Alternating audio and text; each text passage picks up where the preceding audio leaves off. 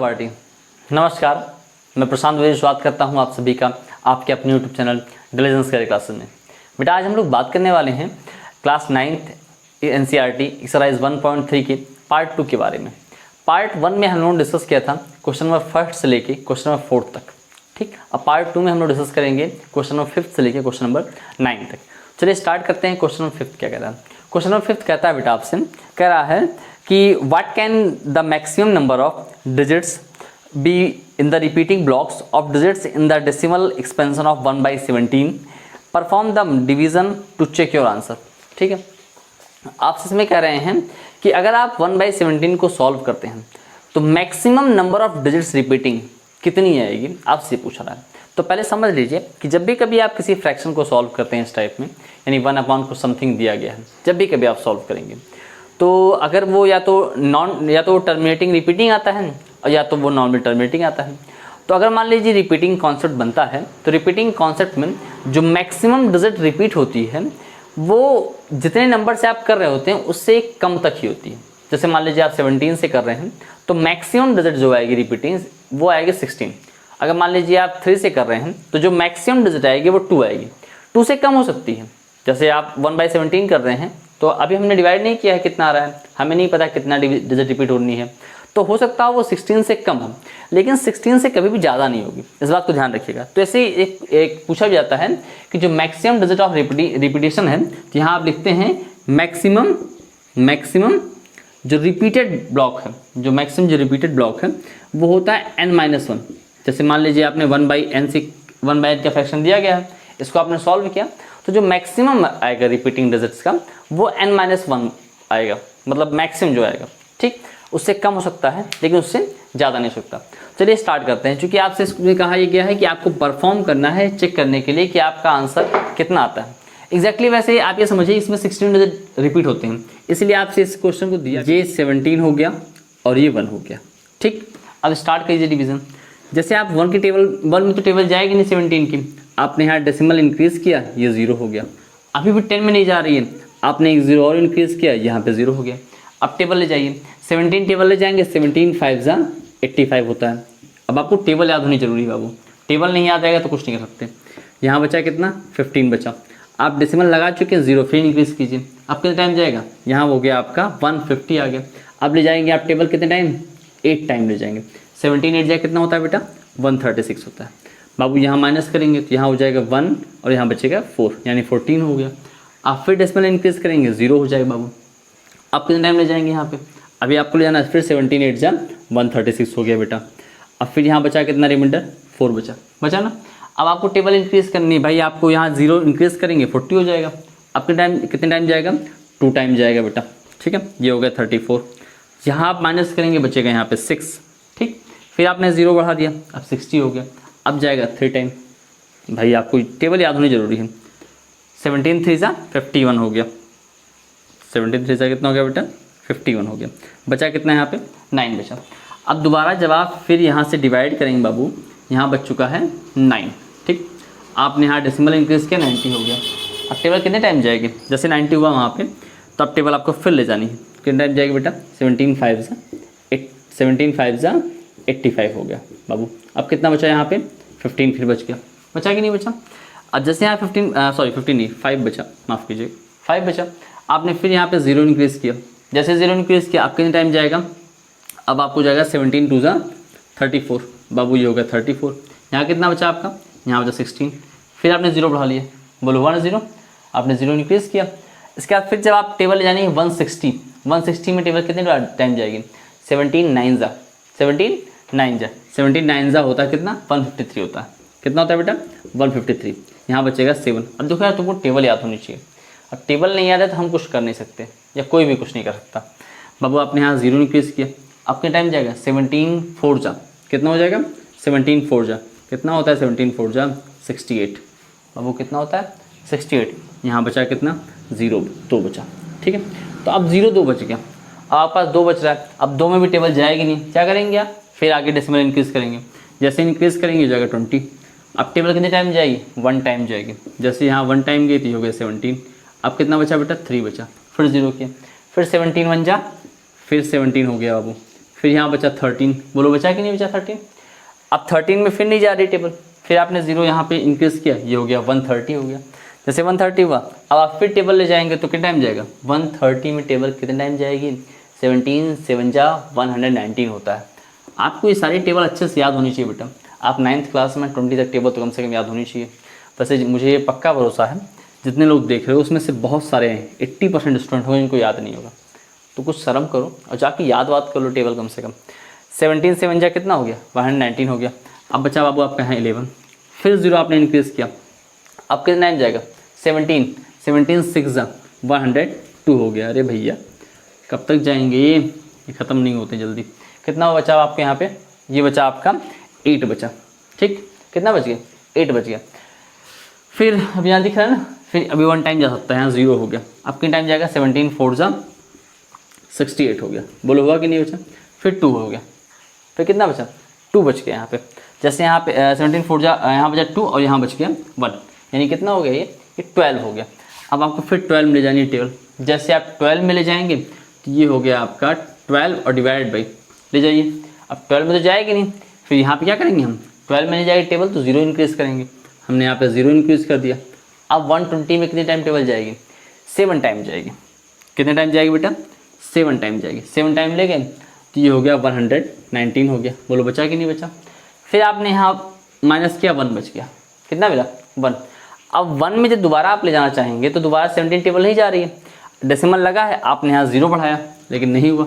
फिर आप 0 बढ़ाएंगे तो दोबारा 0 बढ़ाने के लिए हमें यहाँ 0 फिर बढ़ाना पड़ता है, करता है। अब यहाँ 100 फिर मिल गया। अब अगर तुम ध्यान से देखो तो तुम यहाँ से 100 से स्टार्ट किए थे, 100 से स्टार्ट किए थे, ये सारे डिजिट्स रिपीट करते करते करते करते दोबारा फिर तुम 100 पहुँच गए। अब जब दोबारा रिपीट फिर से डिवाइड स्टार्ट होगा तो यहाँ पे आपको 0 मिल ही चुका है। अब जब फिर डिवाइड करेंगे तो 17 5 जा 85 हो जाएगा, बोलो होगा कि नहीं होगा। फिर बचेगा 15, फिर 0 आया, फिर 17, फिर जाएगा टेबल आगे तो कितने टाइम हो जाएगा, 17 8 जा हो जाएगा 136 एंड सो ऑन। ऐसे फिर इंक्रीज करते जाएंगे, 41 आ गया आपका 14 आ गया। अब 14 में फिर डिवाइड करेंगे तो कंटिन्यू ऐसी चीज़ें बढ़ती जाएंगी, ठीक। आपके पास रिपीटेशन दोबारा हो जाएगा। तो आप ध्यान से अगर देखिए जो डिजिट्स रिपीट हो रही हैं वो कितनी है, 0 से लेके यहाँ तक बढ़ते बढ़ते बढ़ते बढ़ते कहाँ तक जा रही है, यहाँ तक जा रही है, ठीक। इसके बाद फिर सारे डिजिट रिपीट होंगे, वही सेम फिर आएगा 0 5 8 8 2 3 5 2 9 4 1 1 7 6 4 7, फिर कंटिन्यू रिपीट होगा। तो आप ध्यान से देखिए कितने डिजिट हैं जो रिपीट हो रहे हैं, 1 2 3 4 5 6 7 8 9 10 11 12 13 14 15 16, कितने डिजिट रिपीट हो रहे हैं, 16। जैसे मैंने आपको स्टार्टिंग में ही कहा था कि जो maximum number of repeating blocks होता है वो n-1 होता है, ठीक है। इसमें 17 था, इसमें मैक्सिमम कितना हो गया, 16 होगा, इससे ज़्यादा नहीं होगा, कभी भी नहीं होगा। क्लियर, आई थिंक आपको अच्छे से समझ में आ गया होगा। ये डिवीज़न आपको आएगा तभी जो आपको टेबल याद होगी। अब टेबल याद कर लेना तुम, ठीक। चलिए बढ़ते हैं नेक्स्ट क्वेश्चन तरफ। क्वेश्चन नंबर 6 क्या कहता है, क्वेश्चन नंबर 6 कह रहा है कि look at A several example of the rational number in the form of p by q where q is not equal to 0 and p and q are integer with a no common factor. No common factor it means कि co-prime होंगे other than 1 and having the terminating decimal expansion. Can you guess what property of q must satisfy? ध्यान से देखिए, बहुत ही अच्छा सा question है। इसमें से आपको एक कॉन्सेप्ट निकल के आता है, आपके लिए बहुत ज़रूरी भी है। आपसे क्वेश्चन कह रहे हैं कि अगर हमारे पास कोई फ्रैक्शन दे रखा है पी बाई क्यू के फॉर्मेट में, तो पी बाई क्यू के फॉर्मेट में दिया गया है वो एक रेशनल नंबर है। अगर हम उसको सॉल्व करें, जहाँ पे पी और क्यू दोनों इंटीजर हैं, उसको हम सॉल्व करें और सॉल्व करने के बाद हमें डेसिमल एक्सपेंशन या जो सॉल्व करने के बाद रिप्रेजेंटेशन मिलता है वो हमारा टर्मिनेटिंग डेसिमल मिले, तो ऐसा टर्मिनेटिंग डेसिमल मिलने के लिए क्या क्यू की कोई डेफिनेट प्रॉपर्टी होती है कि जो नीचे डिनोमिनेटर में रहे वो हमेशा क्यू जो हो उसी फॉर्मेट में होना चाहिए। बहुत इंपॉर्टेंट क्वेश्चन है, ध्यान समझिएगा। जैसे पी बाई क्यू मान लीजिए आपने कोई एक फ्रैक्शन ले लिया, ध्यान से देखिए, अगर मान लीजिए आपने कोई फ्रैक्शन पी बाई क्यू ले लिया, तो अगर आप चाहते हैं कि इसका डेसिमल एक्सपेंशन टर्मिनेटिंग मिल जाए, कैसा मिले बेटा, टर्मिनेटिंग मिले। ध्यान से देखिएगा, डेसिमल एक्सपेंशन 3 टाइप के होते हैं, मैं पहले बता चुका हूँ आपको। एक होता है टर्मिनेटिंग, दूसरा होता है नॉन टर्मिनेटिंग बट रिपीटिंग, तीसरा होता है non terminating non repeating. First video हम लोगों ने डिस्कस किया था इसके बारे में। तो अब इसके बाद कह रहे हैं आपसे, अगर पी बाई क्यू दिया गया है तो पी बाई क्यू अगर चाहते हैं आप डेसिमल एक्सपेंशन टर्मिनेटिंग हो, कैसा हो, टर्मिनेटिंग हो, तो उसके लिए क्यू की प्रॉपर्टी क्या होनी चाहिए। बहुत इंपॉर्टेंट चीज़ आपसे कह रहे हैं, कह रहे हैं क्यू जीरो नहीं है, लेकिन क्यू की प्रॉपर्टी क्या होनी चाहिए। चलिए थोड़ा सा मैं एग्जाम्पल थोड़ा समझाता हूँ। जैसे जब भी कभी हम सॉल्व करते हैं क्वेश्चंस, तो आप ये ध्यान दीजिएगा कि क्यू, अगर आप चाहते हैं कि P by Q rational number है और उसको सॉल्व करने पे आपका डेसिमल एक्सपेंशन टर्मिनेटिंग हो, तो हमेशा देखेंगे जो क्यू का कॉन्सेप्ट होगा वो 2 या 5 के टर्म में होता है। किसके टर्म में होता है बेटा? या तो 2 के टर्म में होगा या तो 5 के टर्म में होगा। इसके अलावा कोई भी नंबर आपके न्यूमरेटर डिनोमिनेटर में दिया गया है, यानी क्यू की जगह दिया गया है, तो आपका डेसिमल एक्सपेंशन कभी भी टर्मिनेटिंग नहीं आएगा, वो टर्मिनेटिंग रिपीटिंग हो जाएगा अगर 2 और 5 के अलावा कुछ भी दिया गया। जैसे आप ध्यान समझिए, इसका रूल ये होता है कि आपका जो क्यू होना चाहिए वो 2 to the power n into 5 to the power n के फॉर्म में होना चाहिए।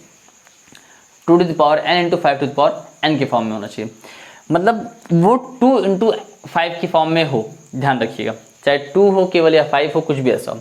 जैसे आप एग्जांपल समझिए, मान लीजिए मैंने आपसे कहा 1/8, कितना कहा मैंने? 1/8 कहा।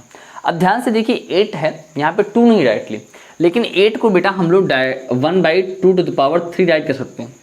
और जैसे आप इसको सॉल्व करेंगे तो 1 में टेबल जाएगा नहीं, 0 पॉइंट, ये हो गया, बचा डेसिमल लगाया हमने 0 हो गया, 8 1 जा 8, 2 बचा, 8 2 जा 16, बचा 4, 8 5 जा 15, बस 8 5 जा 40। इतना आपको सॉल्व किया, आपको सॉल्व करने के बाद 0.125 आ रहा है, मतलब ये फिनिश हो जा रहा है। ऐसे ही जब भी कभी आप कोई भी डेसिमल एक्सपेंशन लेते हैं, जिनके नीचे, जिनके डिनोमिनेटर में आपको 2 या 5 या 2 के पावर में दी गई चीज़ें, तो टर्मिनेटिंग होती हैं। जैसे मैं 1-2 एग्जांपल आपको और लेके दिखाता हूँ, बहुत ज़रूरी है बच्चों को ये। आप समझा तो देते हैं, टीचर कहते हैं कि 2 to the power n और 5 to the power n में होना चाहिए, लेकिन बच्चों के मन में कन्फ्यूजन रह जाता है।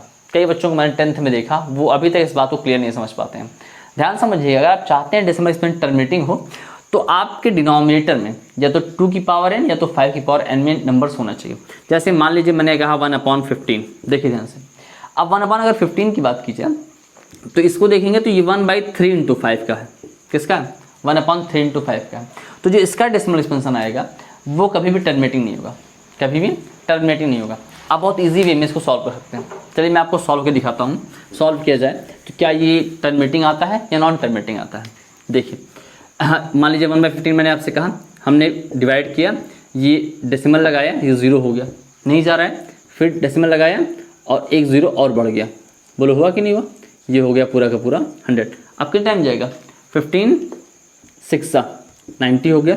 आपने यहाँ 0 किया, बोलो किया, फिर आपने यहाँ आया 15 6 90 हो गया, बोलो हुआ। ऐसे आप कंटिन्यूअसली करते जाएंगे 15 6 90 और आपका आंसर आता जाएगा। यानी आप जब इसको सॉल्व करेंगे तो आपको सॉल्व करने पर बेसिक तौर पे 0.0666 एंड सॉन मिलेगा। देखो यहाँ पे डिनोमिनेटर में आपको 3 मिल गया, इसलिए इसका डेसिमल एक्सपेंशन कभी भी टर्मिनेटिंग नहीं होगा। बहुत अच्छे से बात समझिएगा। अगर मान लीजिए आपको 2 और 5 के कॉन्सेप्ट की साथ की बात करूँ, जैसे मान लीजिए आपको दे दिया गया, सपोज कीजिए मान लीजिए आपको यहाँ पे 1/1 ही क्यों लेते हैं, हम कुछ भी ले लेते हैं, 1 की जरूरत नहीं है, जरूरी नहीं कि 1 लीजिए आप, इसके अलावा आप कुछ भी ले सकते हैं, नहीं तो आप समझेंगे मैं बार बार 1 ही ले रहा हूँ। मान लीजिए मैंने आपसे कह दिया 6 लिए, ऊपर नंबर कुछ भी, इससे में कोई फर्क नहीं पड़ता। न्यूमरेटर में नंबर कोई इससे कोई फर्क नहीं पड़ता। डिनोमिनेटर में 2 to the power n into 5 to the power n concept होना चाहिए। जैसे मान लीजिए हमने 6/6 मान लीजिए हमने कहा 25, ठीक, 6/25 कर दिया। अब इसका डेसिमल एक्सपेंशन कैसा होगा? रूल के अकॉर्डिंग टर्मिनेटिंग होना चाहिए। करके चेक करते हैं। देखिए मैं आपको करा इसलिए रहा हूँ ताकि ये डाउट्स बहुत अच्छे से क्लियर हो जाए। बच्चे बहुत कंफ्यूज रहते हैं, यकीन मानो बहुत बच्चे कंफ्यूज रहते हैं। 25 2 जा 50, बच्चे पूछ भी नहीं पाते हैं और टीचर इस बात को बहुत अच्छे से क्लियर भी नहीं करना चाहते हैं। तो अब देखिए ध्यान से, ये क्लियर हो गया, टर्मिनेट हो गया यहाँ पे 0.24। ऐसे जितनी मर्जी आप एग्जाम्पल ले लीजिएगा। अगर आपको डिनोमिनेटर में 2 और 5 के अलावा कुछ भी नंबर मिल रहा है, तो जब भी कभी आप सॉल्व करेंगे तो सॉल्व करने पे आपको decimal expansion non terminating repeating मिलेगा। हमेशा ध्यान रखिएगा, ठीक। कभी भी आप जैसे आप 10 से लेंगे या डिवाइड करेंगे या 400 से डिवाइड करेंगे, किसी से करेंगे, तो ये सब फॉर्मेट जब 2 और 5 में कन्वर्ट हो सकता है, तो वो ईजिली आप उसको सॉल्व करेंगे, टर्मिनेटिंग आएगा, ठीक। आई थिंक आपको बहुत अच्छे से क्लियर हुआ होगा कॉन्सेप्ट। अब बात करते हैं नेक्स्ट क्वेश्चन की, क्वेश्चन नंबर 7। क्वेश्चन नंबर 7 में कह रहा है write the 3 numbers whose decimal expansion are non terminating and non recurring. यानी जिसे हम सॉल्व करें वो नॉन टर्मिनेटिंग हो और नॉन रिकरिंग हो।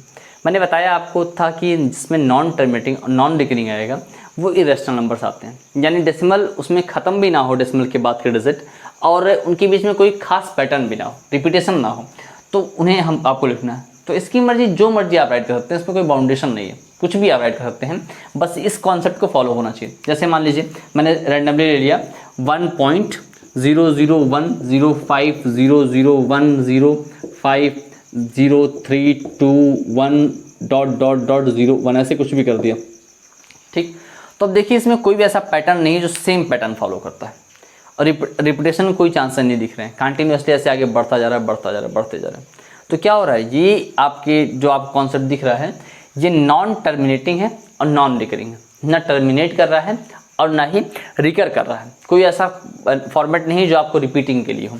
ऐसे कोई और डिजिट ले लीजिए, मान लीजिए हमने 0.01 ले लिया, 001 ले लिया, 0001 ले लिया, तो कैसे पैटर्न तो है, कंटिन्यूसली बढ़ रहे हैं, लेकिन इसमें ऐसा कुछ नहीं जो सेम डिजिट रिपीट हो रहा है, रिपीटेशन नहीं होना चाहिए। मान लीजिए 1 1 0 1 5 3 2 ऐसे आपको मिलता चला जा रहा है, तो ये इंड नहीं हो रहा है। ये क्या हो रहा है, ये इंड नहीं हो रहा है, तो नॉन रिकरिंग और नॉन टर्मिनेटिंग है। ऐसे कोई डिजिट और ले लीजिए, 0.53210001500709 एंड सो ऑन 00, ऐसे करके कुछ भी आप कर सकते हैं, जिनकी एज में कोई कॉमन पैटर्न, जिनकी एज में कोई कॉमन रिपीटेशन नंबर ना हो, तो वो क्या हो गया, वो non repeating and non recurring number हो गए, ठीक। अब बात करते हैं क्वेश्चन नंबर 8 की। क्वेश्चन नंबर 8 में कह रहा है कि find the 3 different irrational number between the rational number 5/7 and 9/11। दो नंबर आपको दे रखे हैं 5/7 और 9/11, ये दोनों रेशनल नंबर हैं। इन दोनों के बीच में 3 डिफरेंट इरेशनल नंबर फाइंड करने हैं। ये जो इरेशनल नंबर फाइंड करने के लिए सबसे पहला काम आपको जो करना है वो ये कि आप इसको डेसिमल में कन्वर्ट कर दीजिए। नॉर्मली आप इसको डेसिमल में कन्वर्ट कर दीजिए तो आपको 2 लिमिट्स मिल जाएंगे, एक लोअर लिमिट मिल जाएगी, एक अपर लिमिट मिल जाएगी। इन दोनों के बीच में आपको वैल्यूज़ पुट करनी रहेंगी। बस ये याद रखना है आपको वैल्यू पुट करते समय कि जो डेसिमल एक्सपेंशन हो, जो मैंने अभी इसके पहले बताया, वो non terminating and non recurring वाला हो। चलिए स्टार्ट करते हैं। तो सबसे पहला काम जिसको आपको डेसिमल एक्सपेंशन में करना है, 5/7, यानी जब आप 5 को 7 से डिवाइड करेंगे, टेबल तो जाएगी नहीं, आपने डेसिमल लगा के 0 इंक्रीज़ किया तो 7 7 जा 49 हो गया बेटा। यहाँ बचा 1 और 0 इंक्रीज़ किया, आपने 10 हो गया बेटा।